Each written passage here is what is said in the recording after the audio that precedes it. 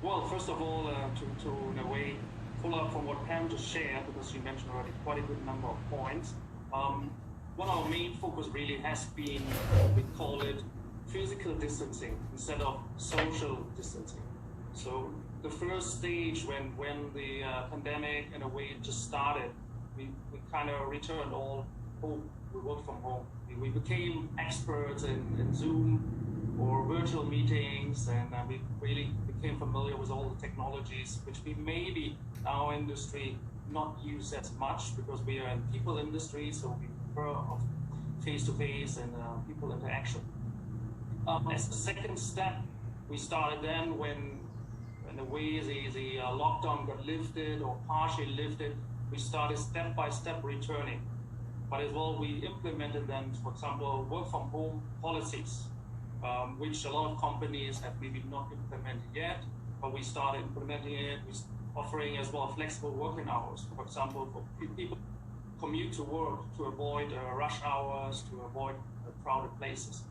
So these are maybe aspects which we implemented, but of course what Pam shared as well, there's the part of keeping people sane or keeping the sanity and happy. So we implemented certain things as well, like for example, we did certain sport classes together, online, virtual version, maybe not yoga. Yoga is a pretty good idea from Pam, maybe something implemented as well. But yes, that's the other side of this. But safety first was our topic, then maybe as a next step, sanity and keeping people happy, and as well, making people comfortable step by step coming back to work.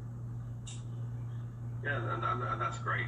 And something you mentioned there, Andre, about the sort of commute as well, and sort of getting people to offices as well going forward. You know, obviously that's quite a big impact across various different countries. You know, it's going to be harder in others than in places like Singapore, which is quite easy to navigate.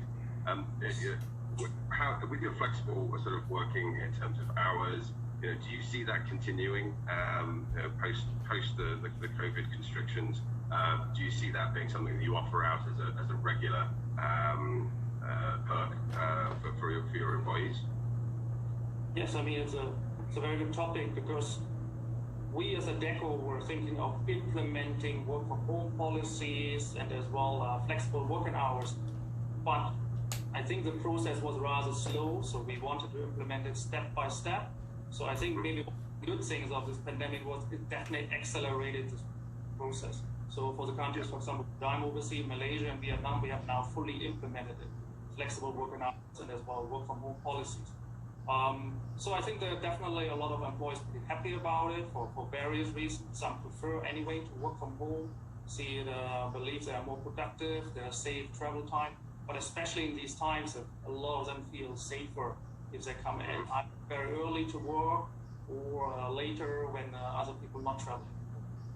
Yeah. Good point. Yeah, so just moving on to the next question, basing around sort of the need to adapt the workspaces. 93% of the organizations recognized that there was a need to change their workspaces prior to COVID and now during and going forward. You know, Pam, you've mentioned a couple of items about how you've helped bring the teams together and keep people together. But you know, what do you think going forward will be the main expectations or concerns as people return to work? And how do you plan on sort of aligning that and the communication with your teams and their expectations? So Duncan, I think these are very challenging times, and rightly so. When our team goes back, or when employees go back to work, they're rightly concerned about the risk of infection in the office. So what we are doing is we're continuing to monitor the situation, and for now we will choose to continue work from home. But I think once we do transition back to the office, we will keep the option for individuals who wants to continue the option of working from home. They can choose to do so as well. So in terms of the expectations of what they expect of the company organization is, I assume they will expect the company to take care of their health and well-being. So as an organization, if they were to come back to work, of course we will provide all the healthcare essentials, the disinfectant and the mask. And to support our team's well-being, we recently rolled out with one of our partners in group insurance on telemedicine and teleconsultation. So if you're not feeling well, whether you're working in the office or working from home, they can see a doctor via video, and then the medicine to be delivered to your home. In fact, I heard recently there's also been services on tele counseling for people who need somebody to talk to. So previously it's more of a couch, and more people to people consultation. But now with all the situation, it's been migrating to virtual as well. Yeah. So you use your own couch. It's a lot more comfortable.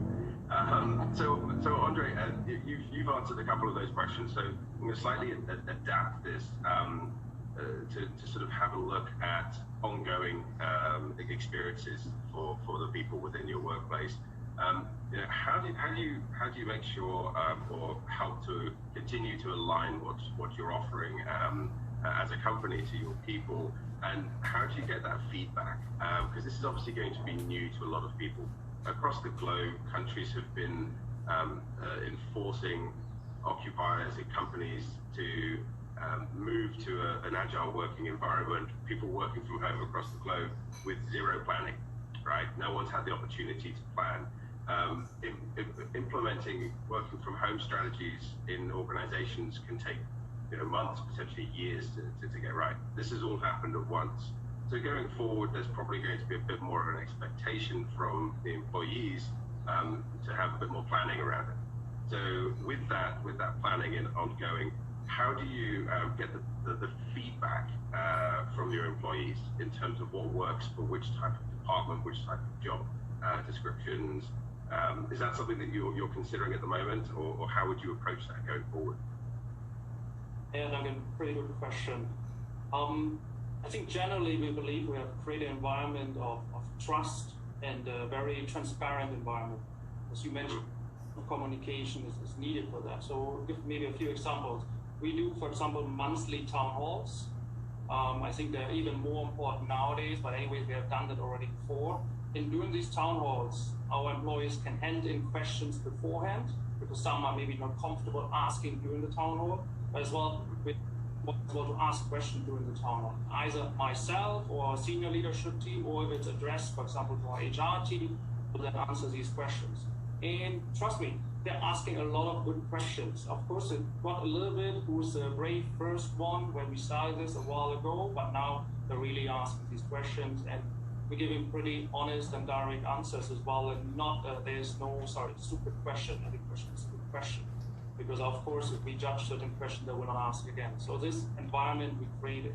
Plus on the top we do quarterly PCON, or Great Place to Work surveys. These are basically employee engagement surveys.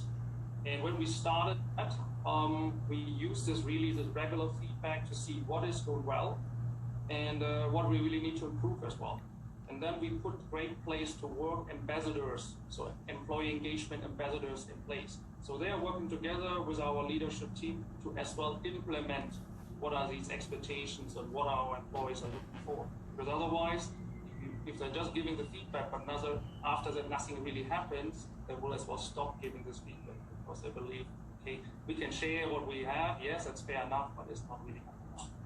So we're using this already for about 2 years, and last year we got a Great Place to Work ranking, which was the highest in Asia among the Deco world, and it was as well top 10 globally. It was the first time that an Asian country was top 10. So I think this really works for us. I have to admit, in the beginning, asking proactively for feedback is not everybody's, because sometimes constructive feedback not everybody can take. But I think this really got us on a journey and really helped us to improve as an employer of choice. Yeah, I agree, and congratulations on that accolade. That's fantastic.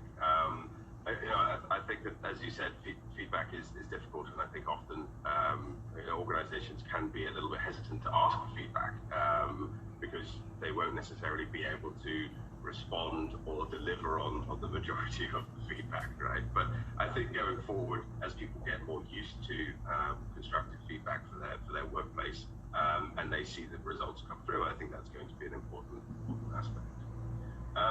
So, Pam, moving specifically to Singapore, Singapore's way up in the top 3 countries of higher adoption of flexible space compared across the wider region average. Many companies do realize the benefit of a collaborative environment, more flexibility across their portfolio, whilst fostering an innovation and sort of creativity environment within the office. In terms of your business and what you might have seen over the last couple of months with the circuit breaker here in Singapore, how's the organization been maintaining that innovation and creativity? You've mentioned that you've got many virtual connection points, and that's fantastic. And probably a lot of them are really about communicating as humans rather than speaking about business. But how do you keep that innovation and creativity? The workplace is a great place to develop ideas. When you're not there together, how do you keep that together? Very good question, Duncan. So I think, for myself, I joined Revolut during the circuit breaker period, or in right smack in the middle of the circuit breaker period. So I think, so it's I would say interesting experience, because we're all used to, coming to work in a workplace, interacting with colleagues, and in the co-working space environment, also talking to the community members, and having a physical event where in Revolut we call it Rev Rallies, which now we have to migrate to a virtual event like what we're having now. But having said that, I would say, technology, I think luckily at this point in time, does make collaborative efforts more efficient. So besides just on communication and catching up, I think one of the examples in terms of how we collaborate better and being more innovative is in April, we saw that the COVID situation was escalating, and the medical frontline workers were very strained. So through virtual calls, the team got together to come out with roll out a Help a Medical Worker campaign called Medical Heroes, to reward frontline medical workers for example, a trips and cashback, weekly ride to and fro work, in the space of, I would say, from inception to execution in 2 weeks.